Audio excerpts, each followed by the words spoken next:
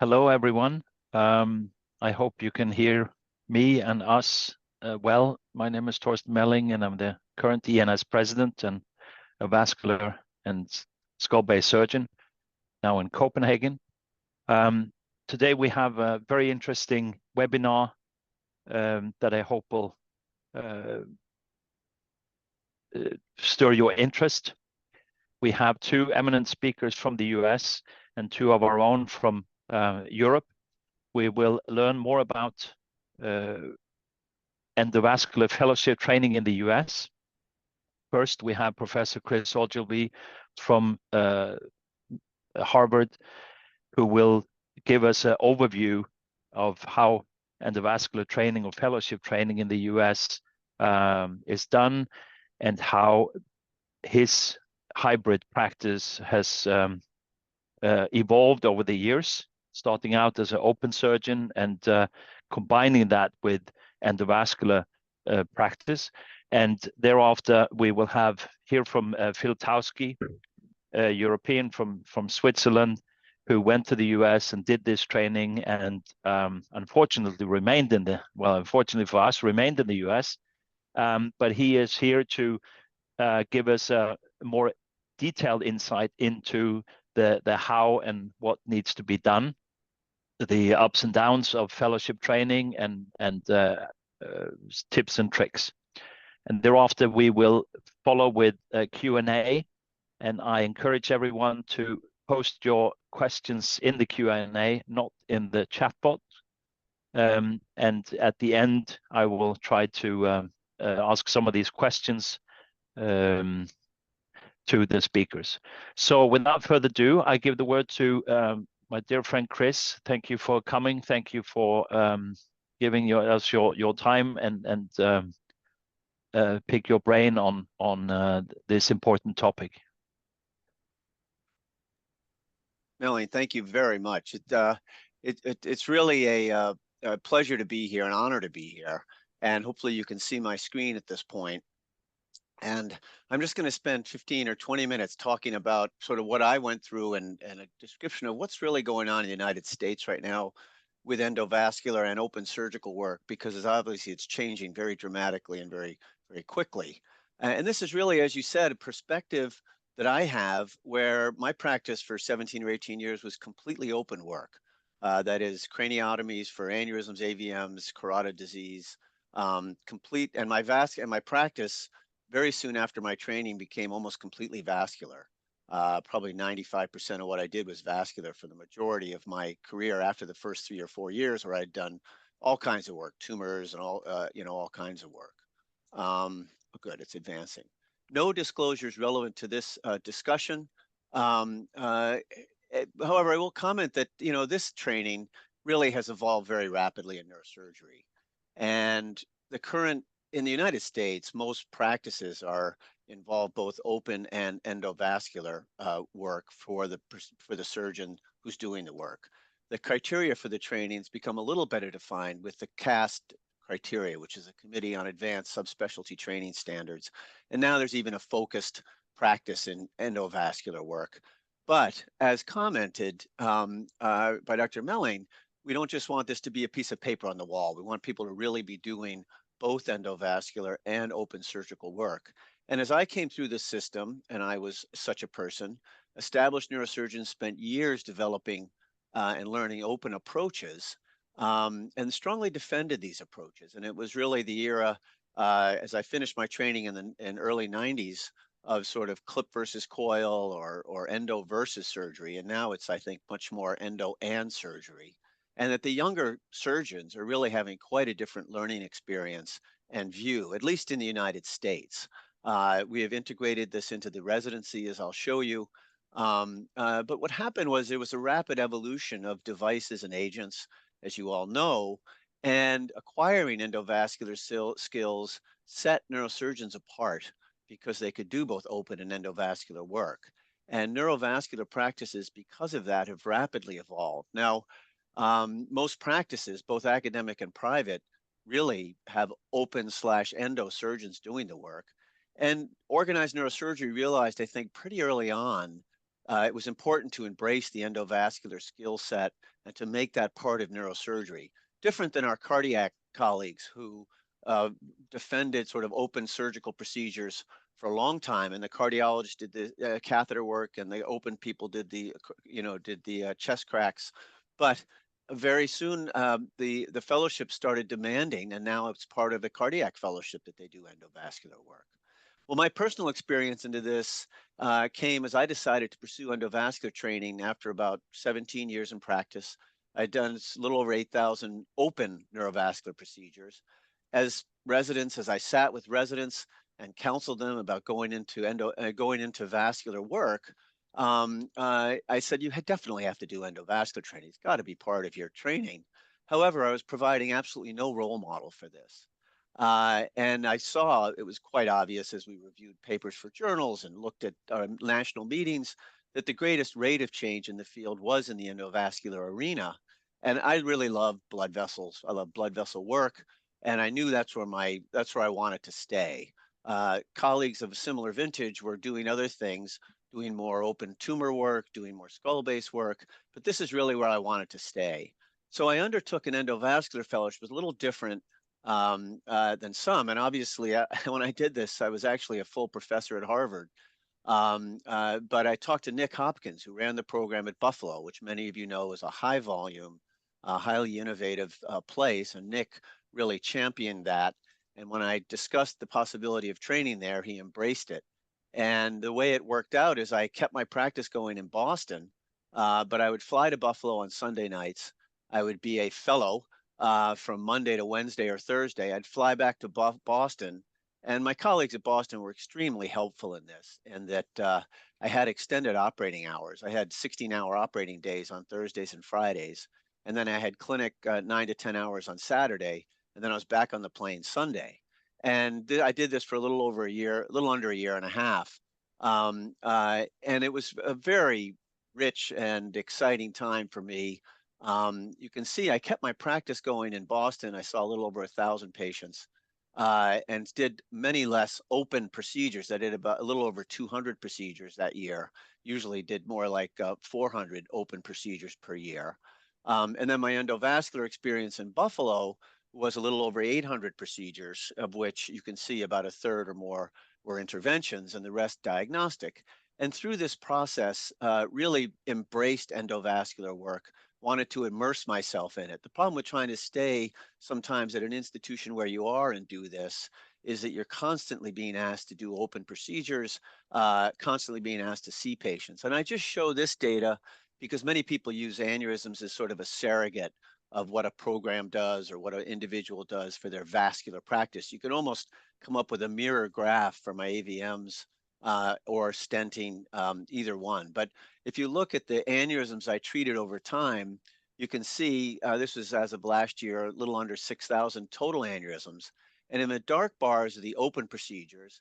And you can see in 2008, when I did my fellowship, started to do endovascular work. And this was a very interesting time. It's right when flow diversion was coming on the scene. So it just happened to be fortuitous from that standpoint. But you can see over time what's happened to my practice is that we not only continue to do open surgical procedures, but also endovascular procedures now is completely part and parcel of what we do. And this is just the aneurysm work.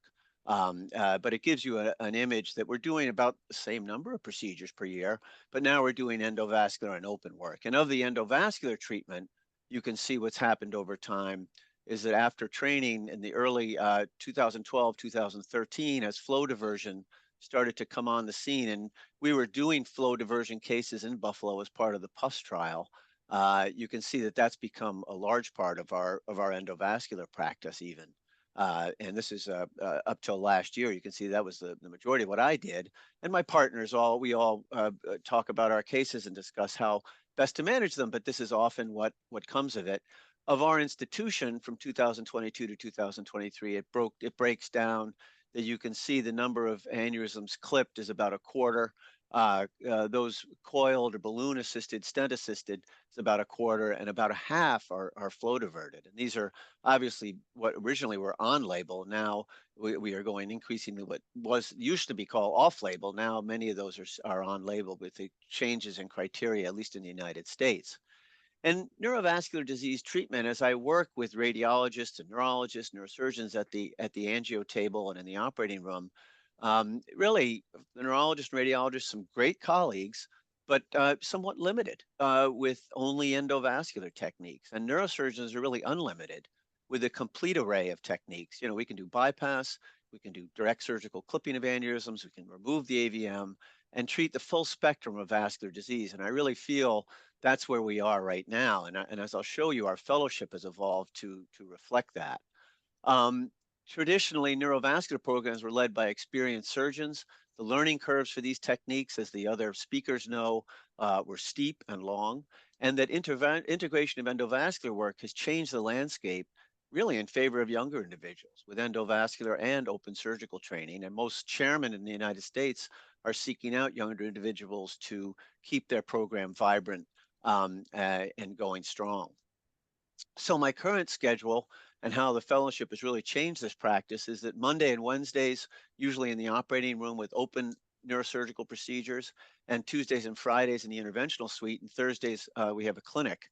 And Dr. Towski is one of my partners, who's a neurosurgeon who kind of has the opposite schedule. That one of us is in the OR and one of us is in the endo suite every day. And then we have a neurologist, Justin Granstein, who's joined our team, who is at this moment doing a stroke in my stead as I'm on call, but I had this talk to give, so he's working on a ischemic stroke right now.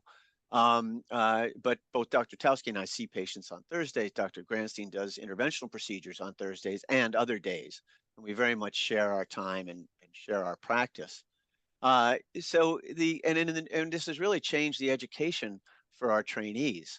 In the neurosurgical residency, we have made great efforts to involve our residents in the endovascular and open surgical work. So we have two defined rotations in our residency, which is a 7-year residency. One is a junior resident for 3 or 4 months, and one is a senior resident for 3 or 4 months, where they're really part of our vascular team. And they integrate, they learn in the first block of time when they're more junior, basic catheter skills. Most of them do basic angiography by the time they're done with that rotation.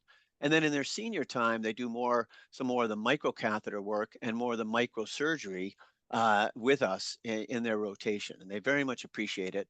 Our fellows are done with their training as a rule, so are fairly mature individuals and have been working very well with our residents to help educate them. They kind of take our place in a lot of these situations to help teach and educate the residents in terms of what we're doing. But incorporation of these techniques really increases the breadth and depth and the types of problems we treat. I've been amazed at some of the things we have started to do. And as I said, we have these two rotations, 3 months each for our residents. And then we actually developed this combined open and endovascular 2-year fellowship. And I think Dr. Towski is going to talk a little bit more about the granularity of that. But this is an evolving concept for neurosurgeons because in the United States, the other way to get trained is finish your training, do an endovascular fellowship for 1 year, and then go off into practice. And by virtue of your neurosurgical training, you're credentialed to do any open neurosurgical procedure. But really, do you feel confident in that? Our program is really a 2-year fellowship. We have 2 fellows, one at the first year, one in the second year. And when they enter the program, they do just endovascular work for some interval of time. It's usually about 4 months, and depending on their skill set. Now, a lot of the residents who are finishing in the United States are coming to us having done enfolded 6 months or 8 months or 12 months. So they come knowing how to do angiography and some of the basic skills so that this interval can be shortened. Some have never touched a catheter, so that interval sometimes needs to be a little bit longer. And then there's this interval of about 20 months of both endovascular and surgical treatment. Just like Dr. Towski and I, they go between the endovascular suite and the operating room in the same day. They typically spend a couple of days in surgery, a couple of days in endovascular, and then come to our clinic as available. But really can be clipping an aneurysm in the morning and coiling one in the afternoon. This is one of our graduates, our recent graduates' experience. You can see did a little under 1,000 procedures. And if you start to look, a lot of them are diagnostic. But if you start to look at the interventions, we're doing, tumor embolizations, we're doing stent and plasty work, angioplasty and stenting, spinal angiography and embolization, open surgery for aneurysms, open surgery for carotid disease, AVM resections, cavernous malformations. We have a Moya Moya Center where we see a lot of adult patients with Moya Moya. And then they're also invited to join other procedures as they feel up to it or feel fit. So they do a smattering of tumor resections and other procedures related to vascular disease. And many of them, in this particular individual, assisted surgery with endovascular surgical work with the junior fellow. They work together. And this is our residents, how they integrate, as I mentioned. There's usually 2 3-month rotations, a junior and a senior rotation. Here's a picture of one of our fellows instructing the junior resident during his junior block time, who's actually planning on going into spine surgery, but fully engaged and very competent individual, learning how to do standard angiography, learning catheter techniques. I get to take the photograph. The fellow really is helping to train. And then a couple of weeks later, here's the PGY3 resident starting the angio on his own. Then we join him, giving him the chance to get radial access or groin access as he's learned from us and from the other fellows. We have 2 residents who recently rotated us. One resident's finishing this month, or one resident who filled in for 6 months as a fellow and now wants to do endovascular training after his planned skull-based fellowship. Another resident, he has a spine fellowship all set, but he plans on being available to do angiography where he ends up working, and as well as stroke care if that seems to come into need. And I can tell you he's competent enough to actually do that. And then in the actual fellowship itself, we have academic pursuits and they do research. And this can be in basic science or clinical research. And as with the clinical work they're doing, it really sets the stage for how they're going to be practicing when they finish. And this is our just a shot of our clinical residents talking to our research fellows in between procedures, which we love to see because they're constantly working back and forth on a number of clinical and some basic science projects and going over data, going over cases. And our research, we have a weekly research meeting where everyone gets together to discuss what topics we're working on, who's working on what, to carry the academic mission of our unit forward. It tends to be a hardworking fellowship compared to other fellowships. They're on every other night. I'll show you a few things that we are doing. The question comes: can individuals entering practice gain operative experience with some of the more complex lesions? I must say the number of posterior circulation aneurysms we do open is going down. They may never need to know the skull base approaches that I learned to get to some of the vertebral basilar lesions, especially with the advent of some of the newer endovascular devices.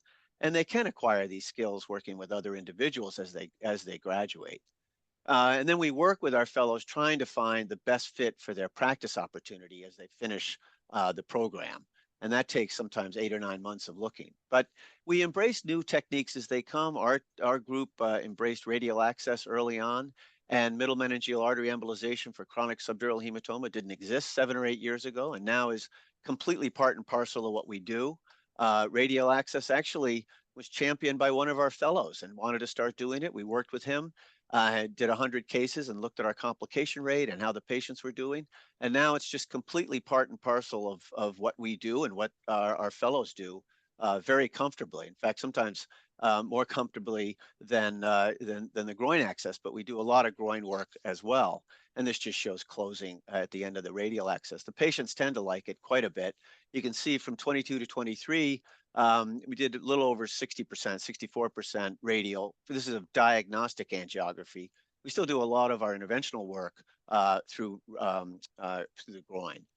Middle meningeal artery embolization, again, didn't exist a number of years ago, but we have adopted, and we were early adopters of this technique. And I'll just show you, you all know what it can do, I think, but this is what's happened at our institution from 2018 to last year. This is a whole area that we had not had experience with before. You see, last year we did 78 of these procedures. We're on track to do well more than that this year. And our general's neurosurgical colleagues have embraced this, and it's become very much part of our practice. So sometimes people ask, is endovascular treatment of disease as exciting as surgical treatment? And I always answer, heck yes, because as Dr. Towski will tell you, we have a lot of complex procedures here, which are quite interesting. And I'll finish up with just some recent procedures that our fellows were heavily involved with. There's a 44-year-old woman with headaches. See this temporal AVM. Here's the fellow getting set up to do, first of all, does the angiography, finds the anatomy, then she does the embolization. This is me taking a photo. I went and joined her for the actual onyx embolization of a lesion. We were able to knock out about 30 or 40% of it. And then in a staged fashion, here you can see pre-embolization on the left, post-embolization on the right. She takes the patient to the operating room. We tend to discharge and readmit the patient sometime later. Sometimes the last steps we keep in-house and do the surgery, but she does the surgery. I help assist at the microscope, resect the lesion. You can see here's pre and after resection. This patient also had a small MCA aneurysm that she went ahead and clipped with our careful guidance, of course. And then here's the pre and post-op, patient doing well, AVM out.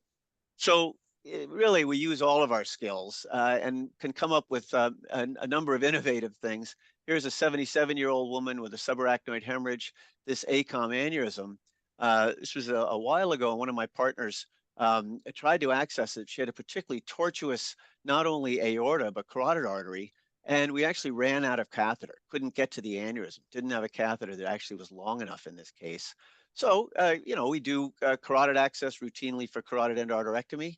This was really not a problem to gain carotid access with a sheath. We actually did this in the operating room in this situation. We've done it many times since with a direct puncture percutaneous, but with this able to stent coil this ruptured aneurysm in a fairly straightforward fashion with a good result. The patient was fairly severe grade, but did go on to make a recovery. And here's a fairly standard 54-year-old unruptured MCA aneurysm. And this is one of our fellows working with us. You can see I'm at the side of the microscope here.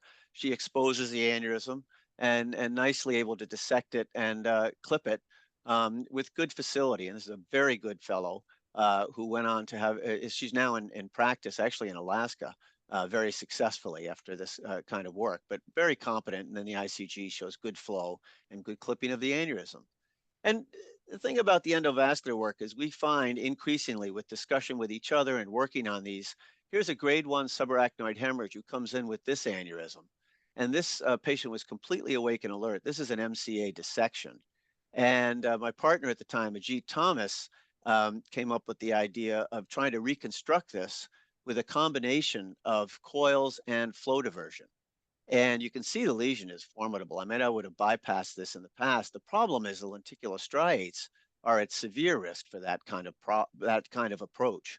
But we were able to place a flow diverter and coil the aneurysm during the same setting. And you can see with progressive deployment, we end up with this construct. This was immediately after deployment. And this is the picture a week later. Here's the middle cerebral. And I was pretty stunned that this patient was completely intact. I know this patient well. I've done his follow-up, and it's remained stable over time, but quite surprised at that.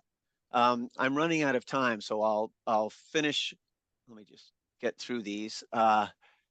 Just some cases that we do on a regular basis using combined modality. I will finish mentioning stroke because this is really where the rubber hits the road in terms of person power.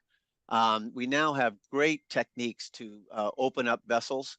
As you can see, classic MCA occlusion. This now is, we did 2 yesterday at the same time. 1 is going on right now at our institution.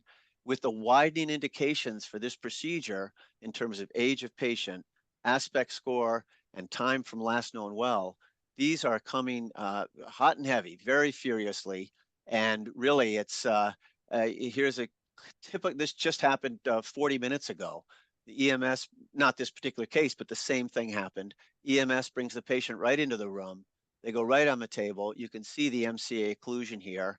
And with a stent triever or with an adapt technique, just aspirating, this is wide open. And this was 14 minutes groin to opening. and the devices are only getting better and faster. The problem we have in the United States is the mobilization system getting the patients to us, which we're working very hard with EMS and trying to help along that. But this just gives you an idea of where we were in 2015 for mechanical thrombectomy and where we were last year. And this number is only going up over time, as Dr. Tauski will be happy to attest. But we do all kinds of work. We do spine tumors for our spinal colleagues, able to embolize metastasis, dural AVMs, not only define the anatomy, embolize it, and when we can't embolize it, take it to the operating room to resect it, as you see here. And we're working on the future. Stent trodes, a possibility for EEG recording. As you know, stent trodes in the vein, interesting for brain machine interface instead of a craniotomy with a microchip. Placing a stent trode in the venous sinus and using that as the input for then feedback in patients who are paralyzed. And hydrocephalus, we're working with Adil Malik. Many of you have seen this E-shunt, which goes in the inferior petrosal sinus from an endovascular standpoint. It's 3 centimeters long. You can see what it looks like holding it in the hand, but this is treating hydrocephalus. And it's deployed from an endovascular approach going for transvenous, which we're becoming increasingly comfortable with. And the other transvenous work we're doing, of course, is with idiopathic intracranial hypertension and venous sinus stenosis, which has become completely part of our practice. So I will stop there. I'll thank you for your attention. Hopefully I didn't go over too long, but thank you very much for inviting me to do this. Thank you, Chris. Spectacular work and a great presentation. I must say, your combination of open and endo is mind-blowing, actually. I really did not expect that could be possible, 10 years ago. I've been in these ditches and the old fights that you refer to. It makes me optimistic for the future for endovascular surgery. And as you say, with the embolization of MMA and stent trodes and new technologies coming in is really, really exciting. I think I have a question for you specifically, but I think we'll give Phil the floor, and then I'll come back to give you time to think about how this competence changed your surgical approaches or how you view that, Chris. But so now Phil Tauski, as I mentioned in the intro, a European, he went to the States to do a fellowship and never returned. Big loss for us. Great for the US, of course, but we're very happy to have him here to, I don't know, guide you through the listeners how to do a successful fellowship in the US. Please, Phil.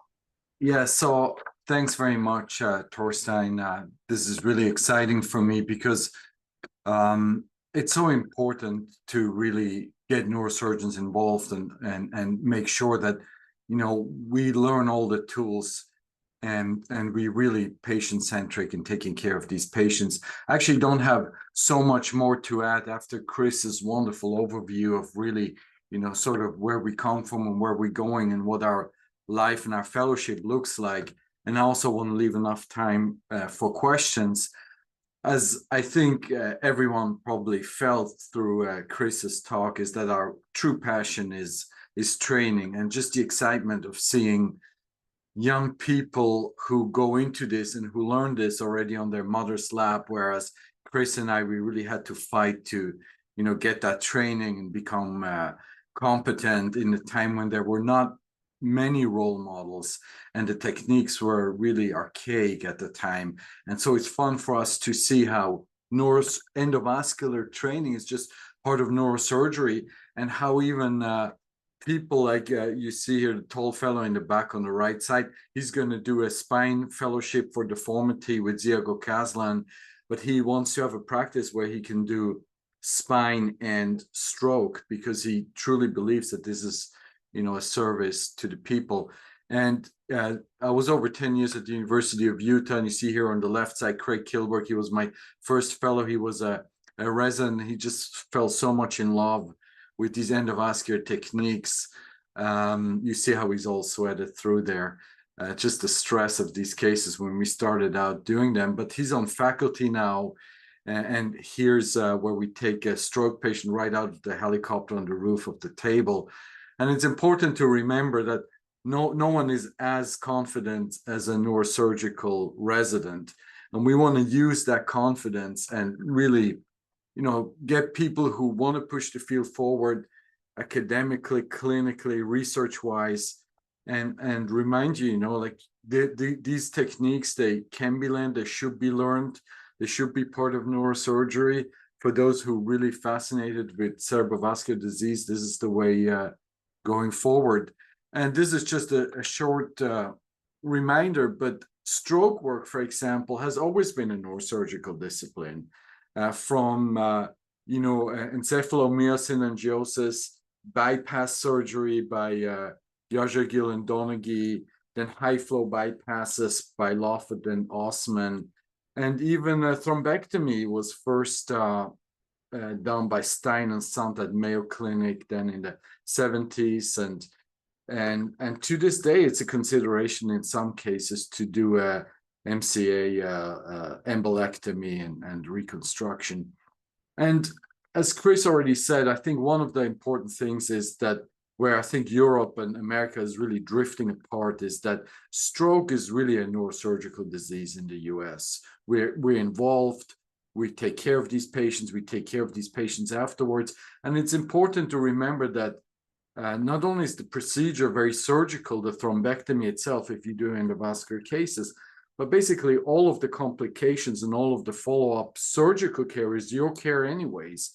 So we are the only ones who are the complete stroke doctors by taking care of these patients. And it's a great gratifying surgery. The number needed to treat to prevent one death or disability with a thrombectomy is 2.5, which is one of the lowest in all of medicine. So just to give you a feedback here, and of course all the complications are ours anyways, and I just want to show you sort of what it looks like, even not fellowship training. This is Chuck. He gave me permission to show this. He's a PGY6 resident. He jumped in for 6 months, did a rotation with us. He wanted to do hardcore skull base and maybe some open vascular work, zero interest in endovascular. And then he spent 6 months with us. He was on call every other day. We are accredited by the CAST, which is sort of the highest governing body to accredit fellowships. And according to CAST criteria, you need to do 200 catheter-based diagnostic angiograms. And you already saw some of these numbers, but this is his 6-month experience. Just as a neurosurgery resident, he did 108 interventions, 50 strokes alone in 6 months, 152 diagnostic angiograms, 50 open cases. So, it's a pity for us not to really own these cases and these procedures and to be front and center. And, I can tell you that the way we function in our fellowship, I was recently invited to comment on someone's talk in an open forum. It was a podium discussion about clip versus coil and BRAT and ISA trial and so on. And I followed one of the most well-known open vascular surgeons, and he was talking about BRAT and ISAT and the differences. And I had to say, look, this is just not the world that we live in. We take every patient and we try to come up with the best treatment. And neither for Chris nor for I, we have a bias, whether it goes to the angio suite or to the OR suite. We just want to come up with what's best for that individual patient. And our fellows and residents, they breathe that and they understand that we're the experts and we need to take care. These are the requirements for the CAST fellowship. You need 40 aneurysm treatments, 20 intracranial embolizations, 20 stent placements, and 40 acute ischemic stroke. And you see our resident who did 6 months with us basically already fulfilled within 6 months all the requirements. And so you see that This is really a fantastic fellowship. This is the same picture that Chris already showed, but we're proud of our residents and fellows, and we have so many research fellows from across the world. Some of them are medical students, some of them are people who just graduated from medical school and do a year, sort of a gap year of fellowship with us in between, and we're constantly discussing cases. And so just 2 minutes, sort of the itty-gritty. So we have 2 fellows per year. We have a junior and a senior. There's some exceptions. Some people who come with their own funding. Sometimes we do 3. Sometimes we train a resident formally. The fellows, they run the neurosurgical service. They take call every other night. We have APPs, that's nurse practitioner or physician assistants, who help you run the service, basically with the notes and with the orders and the discharges and so on. So you have a lot of help and support. Is a great infrastructure. But like Chris said, it's still a very busy 2 years that you'll be living. And we have a lot of residents and medical students on our service that you're asked also to, bring along. You'll be taking first stroke call for stroke, for transfers, and so on. The salary is about 100,000 per year, which is actually, it's a little higher actually, and benefits are included. So your health care and so on is taken care of. 100,000 it's pretty good. Boston is an expensive city, but you'll be able to make ends meet like that. I have to say that the USMLE is a must, and you should really focus on that. It's become a little easier. It's just pass fail, and there's a lot of Q banks on the internet that you can use, and I would recommend just do the Q banks. I wouldn't even open a book, because the Q banks explain to you what is right and what is wrong. We're filling up early. That's just here, but there's of course other fellowships. There's a match in the making for endovascular fellowships. So match basically means you apply to the endovascular fellowship. The ones who interview you, you rank them, and they rank the applicants, and then it's a computer system that matches you up. We are right now not participating in the match for a number of reasons. One is we already booked out quite far. 2 is we're an endovascular open combined fellowship, and we want to keep it like that. And the endovascular fellowships are part of the match. And so come visit us. Also reach out to us if you just want to get a sense, if you want to spend a week with us, if you want to spend a month with us. We have a beautiful new building. Here are my partners. Justin Grandstein on the left here is a neurologist who's within neurosurgery and who helps us a lot with our cases. Just here, the fellowship setup that Chris already said. Basically, we have angio and ORs every day. On Thursday, Chris and I, we have clinic. Dr. Grandstein is doing angiograms. On Wednesday, we have a research group meeting where we all get together and we work on papers. Thursday, that Chris actually doesn't talk about so much, but he should take great credit for that, is that he really established the Cerebrovascular Conference, which is on Zoom, and we have other people actually join us for that, and we discuss every case in an unbiased way. We show every case that we saw in clinic, every case that's coming up next week, and we say, hey, what should we do here? And sometimes it's straightforward, but sometimes with AVM, someone will say, why don't we resect that? Someone will say, hey, there's a good radiosurgery case. We discuss these cases without any biases. We also do the radiosurgery ourselves. So here's my email. Feel free to reach out anytime if we can help you with this process. Thank you. Thank you, Phil. Excellent.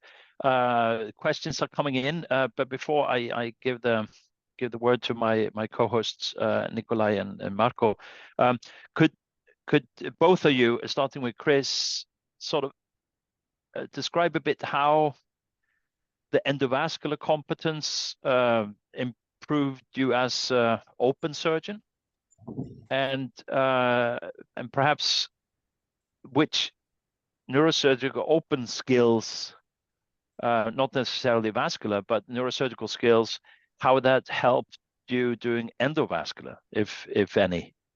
So the the crossing? Yeah, no, it's an interesting question. I must say I came to this a little bit different. So when I went and did my fellowship, you know, Alad Levy was a little more junior staff, and Adnan Siddiqui was there, but I'd been involved with vascular disease for 17 or 18 years. So something would come in, and I'd recognize it immediately. So the as I say, sort of the vocabulary was already there, but it was learning the mechanics of the disease, how to treat it. But they definitely have complemented each other. You could see my practice changed as I as I got more involved with endovascular work in a very positive way. And I think one of the most important things is to work in an environment, as Phil just described. You know, I go into conference sometimes thinking I'm going to treat a certain lesion a certain way. Someone will say something, and I just think, wow, of course that's the way to do it. A couple of, last week, Phil said, why don't you flow divert that ACOM? And the thing was gone on the table when I did that. I was going to operate. Patient was a little older, patient was a little frail. So this really influences your thinking. You have to work in an environment that's where the practitioners are supportive of each other, non-accusatory. We're all in this together. Of course, the biggest problem is when you do a procedure endovascularly and you wish you would have done it surgically, or you do a procedure surgically and you wish you would have done it endovascularly. But I've talked to colleagues around the world who feel badly when they're in a situation where they're treating a lesion with a certain technique, and they really feel it should be treated the other way. They're doing something endovascularly and they get in trouble, and they say, gee, that really should operate on that. So it changes your thinking, I think, in a very positive way. To work in a collegial and collaborative environment is part of that. The other thing I will add, the Congress of Neurological Surgery has has a 3-month fellow observership of endovascular. And we actually were asked to apply for that, and we're granted that. So starting 2025, we have, for people from Europe to come and spend 3 months here, the CNS actually helps fund that, just so people know that. I just wanted to add that as well. Excellent, thank you. Phil? Yeah, it's an interesting question, Torstein. I don't know if I have the answer to it, but I do think that I'm not sure it makes me a better open surgeon, the fact that I do endovascular, but I think it makes for better patient care. Because the problem that we have is honestly, and when I talk to my friends across the country who only do open vascular, they'll say, oh, we have a wonderful team and we'll discuss this as a team. The problem is I don't know very well if I can coil something, or not all of the time, but often. And so, when someone says to you from the endovascular team, oh yeah, we can treat that, we can coil that, this is an easy coil. I have to tell you, it's really not the case. It's hard to tell. It's hard to predict. There's always surprises. We load with aspirin and Plavix every coiling case because we can't even tell if we need a stent or not. And so I think just to be able to offer the whole gamut of treatment options, I think makes the biggest difference, I think, for the patients. I do think that if you do endovascular, you're sort of maybe not a better open surgeon, but maybe a more balanced open surgeon, because you realize that some cases may be very hard clipping. We can clip anything, right? I mean, anything can be clipped, but you realize that something may just be less morbid with a flow diverter or with a stent coil and so on. I think that's the main advantage, and I think that's also what we want to teach the residents and fellows and medical students. Great, thank you, Phil. Marco, are you there? I'm here. I'm sorry for the video, but I'm here and listening. We have a beautiful picture. So, and do you have a question or comments? Yeah. May I say something? Yeah, I think that this is a very important topic to be both, to be endovascular and open surgery, because we had just a meeting last week, but because where beside to the resistance that radiologists have against the neurosurgeon, also there is a resistance by neurosurgeon itself here, at least here in Italy, because the message to the resident is, the main message is, if you want to do endovascular, you will never be a good open vascular surgeon. This is a message that goes also around between neurosurgeon, and I agree it's something foolish, because there is the same distance that doing a transnasal surgery and putting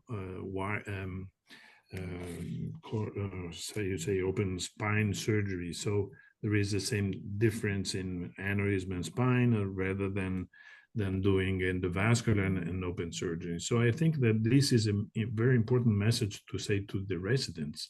You have to do both, and I think that this program is really fantastic. But this is something that we feel here in Europe not very easy to give to the residents. Of course, I think we have to introduce it in the residency program also here in Europe, and I'm trying to introduce to the Italian residency program, because I think that the neurosurgeon has to be exposed to that during their residence, and then if they want, if they like it, they have to do a fellowship. But I think they have to be exposed for a short while, sometimes to this, which will be for sure the future. I agree. Thank you, Marco. Any comments, Chris and Phil? Yeah, thank you for saying that. I keep forgetting that's and I would love to hear what Chris's opinion is about that. I keep forgetting, we don't hear that in the US very much, that you can't do both, or you can't be good at both, because it's so far away from our daily practice, right? We practice both very intensely. It is like Chris says, you need to focus, right? And so we're focused on open vascular and endovascular. I do very limited skull base, but I don't take general call. I don't do trauma. I don't do spine. I don't even do, gliomas or anything like that. I do think you can be very good open vascular and endovascular, but you need to really focus. That's your career, and that's what you need to do. I think this idea that you can't be good at both, I think, like you said, it comes from the open vascular surgeon who, are fearful of the competition, because, what happens is, the moment you bring in a neurosurgeon who does both, and that's anywhere in the world, the practice patterns change and the referrals change, and everyone enjoys having someone who can offer, one opinion that is balanced. And so I think that's the problem. And I agree with you, Marco, that we need to change that, and we need to move forward. And it's important, not for our generation, but the next generation. But Chris, I would love to hear your opinion. Yeah, I know. I think these are very germane comments, and we've been approached a couple of times. People from countries where it's very polar, endo and surgery. It's radiology and surgery, and then we've had to have really hard discussions. Okay, we're going to train you to do this, but what are you going to return to? But all it takes is one. Because if someone can go and start doing it and train the next person, then people see how it really unfolds. And I think the thin edge of the wedge is going to be stroke care.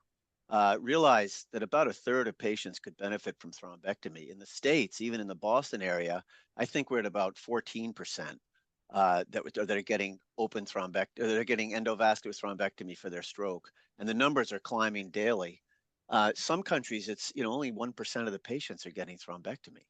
And the patients and their families, is going to be they realize this and they see this, and it makes a huge difference. Our neurologists see it. When we first started doing this successfully, even the most conservative neurologist who would be in the control room of the angio suite would see these individuals start talking and lifting their right arm, saying, "What's everyone yelling about?" And we say, "Well, you were having a stroke 10 minutes ago."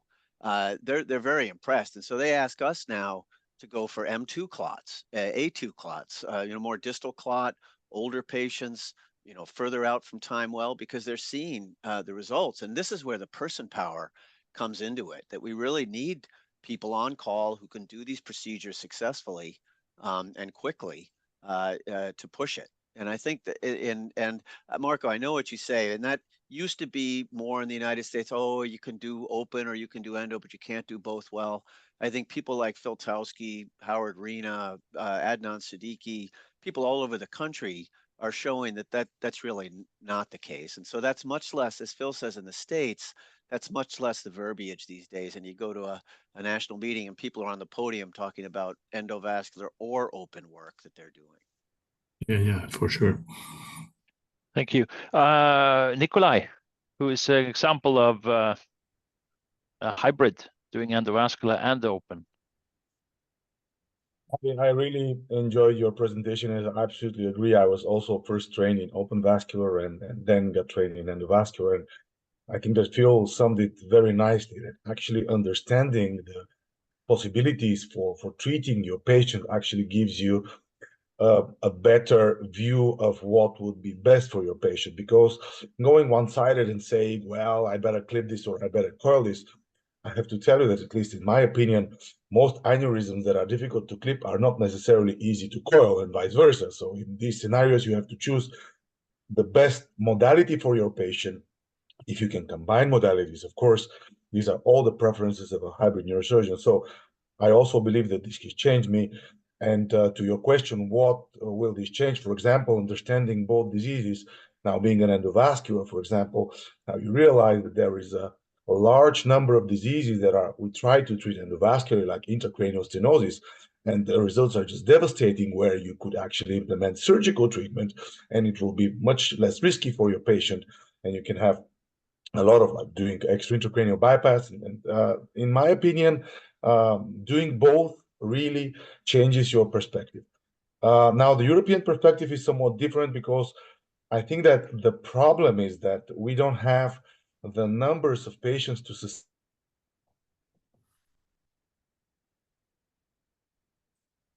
surgery as endovascular.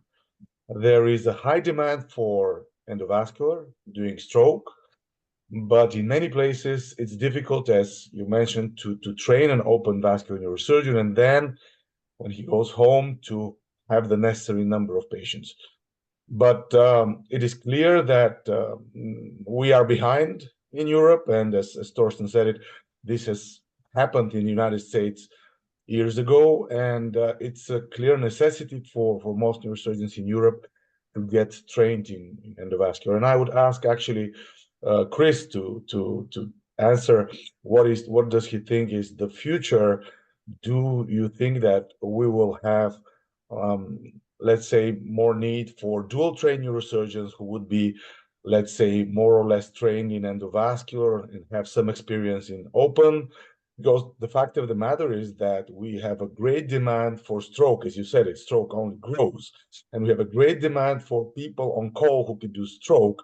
On the other hand, we coil more and more aneurysms, and we're going to get newer catheters. And I think that in the end, if it's better for the patient, as a neurosurgeon who is clipping aneurysms, I would agree that this would be the right way to go, and this will reduce the number of, let's say, open vascular procedures. I agree with you, and you know it's a little difficult because numbers are important, and Dr. Towski and I are a little spoiled and blessed. In other words, we have a large volume practice. It's very interactive, and we treat a large number of patients. But you're absolutely right that, and stay proficient. I think you need to continue to do that. But I think one strategy is, if someone goes and they're at a smaller institution, is to sometimes interface and liaison with a larger institution. There can be some interplay there. Tougher at some parts of the world than others, I realize that. But then I've seen other areas of South America and around the world where someone goes, sets up a practice, next thing you know, they are the expert. And then their volume does go up. We had one fellow who went back to Saudi Arabia.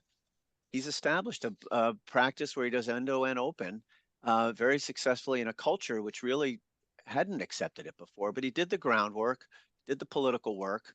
And it's difficult because if there's resistance from, for instance, radiology or neurology, or you do need that collaborative element, and that's hard to just have on demand. And Dr. Towski and I have both lived through building that basically. And we're at an institution where they said, here, this is neurosurgeries. You guys run it as you see fit, or you people run it as you see fit. And that's not always the situation. But I think your comments are very relevant. And I think people can do both, even at a little lower volume, and be proficient. Thank you. We quickly go through a few other questions, trying to group them. There are some, and probably Phil, perhaps the best to answer this, are US Endovascular Fellowships IMG friendly, so international medical graduate. What are the requirements, etc., and how many years ahead have you fully booked your fellowship? So I actually think that the fellowships are very IMG friendly because we enjoy training people who are going to make an impact and going to be relevant, who can go back to their respective countries and contribute to the care there. And the really only hurdle is you need to be USMLE certified, which again nowadays with the QBank you can just do it and get your certificate and get it done. And then the application process now is still very informal. You reach out to people that or you approach them at meetings or conference. You reach out. If you're really interested, you come spend a week with us and present yourself and see if you like it and if you're a good fit. But we're very open to that, and we love to train international people. USMLE is important, but short of that, we're very open. We're booking out now. We're looking at people for 2028, which is a little extreme, I admit, right? Because it's 4 years out. And so that means now you need to apply basically if you're a junior resident. But if you come with your own funding, we can take you maybe even earlier in a different setting. We have our own budget, and so for that we're booked out for 2027. But there's many good fellowships out there, and we're also happy to make connections, introduce you to people, and so on. There are also some questions regarding the US fellowships. Are there large differences in between programs, or are they fairly similar to yours? I think it was in your lecture, but if you could just comment again, perhaps Chris, or yeah. Phil, you can go ahead. All right. I'm sorry. Yeah. I do think, I think in terms of contents, in terms of hands-on skills and so on, I think from a neurosurgical perspective, you're going to get good hands-on experience in all of these fellowships. Like we said, we have a governing body, the CAST, which is sort of like an educational board that accredits these fellowships. And if you go with a CAST accredited fellowship, there's minimum numbers that you need to do, and you're going to be able to hit all of these numbers and become competent with any kind of these fellowships. Some of them have biases. They do a little more open than endo, or some will do more endo and less open. Some of them just do endo, but they also have in the same institution an open fellowship. Like Utah was like that. If you do an endo, if you did an endovascular fellowship, then you did only endovascular, and then you had to do afterwards a formal skull-based and open vascular fellowship. Some are integrated like ours. But I don't think you can go wrong, frankly, with any of these fellowships. Right. Thank you. We turned 6 o'clock.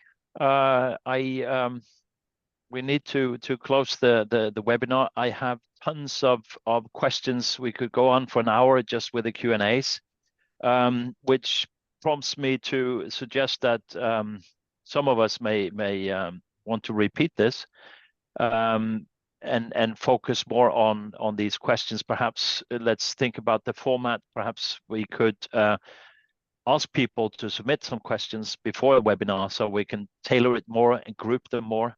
So I will task the office to, let's say, try to set up sort of a quiz or whatever on that, so we can have